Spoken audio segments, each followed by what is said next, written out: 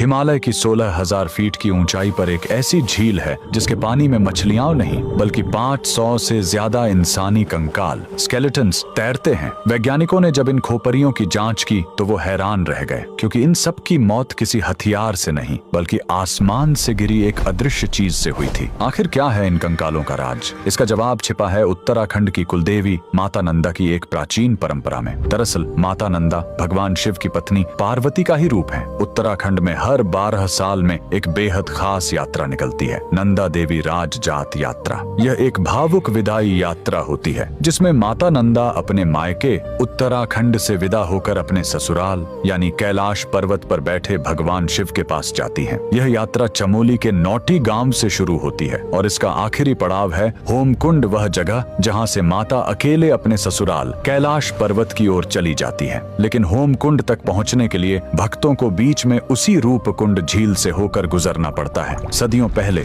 कन्नौज के राजा जसधवल ने इसी पवित्र यात्रा में शामिल होने की ठानी, लेकिन राजा को अपनी सत्ता का अहंकार था। वे भक्ति भाव से नहीं बल्कि पिकनिक मनाने के अंदाज में गए। नियम तोड़ते हुए वे अपने साथ गर्भवती रानी, नाचने गाने वाली नर्तकियां और जोर जोर से बजते ढोल नगारे लेकर पहाड़ पर चढ़ने लगे। माता नंदा अपनी विदाई के वक्त यह अपमान और शोर शराबा सह नहीं पाई। जैसे ही राजा का काफिला रूपकुंड झील के पास पहुंचा, देवी का प्रकोप टूट पड़ा। अचानक आसमान काला हो गया। बारिश नहीं बल्कि लोहे जैसे सख्त और भारी ओले गिरने लगे। वो ओले क्रिकेट की गेंद जितने भारी थे। वहां छिपने की कोई जगह नहीं थी। वो ओले सीधे राजा और उसकी सेना के सिर पर गिर रहे थे। देखते ही देखते राजा, रानी और उनके 500 साथी वहीं बर्फ में दफन हो गए। सैकड़ों साल बाद जब 1942 में वहां बर्फ पिघली तो दुनिया ने देखा कि झील कंकालों से भरी पड़ी है। और जब फॉरेंसिक जांच हुई तो वैज्ञानिकों ने पुष्टि की कि इन सभी खोपरियों में दरारें थीं जो ऊपर से किसी भारी गोल चीज ओले के गिरने से ही आई थीं।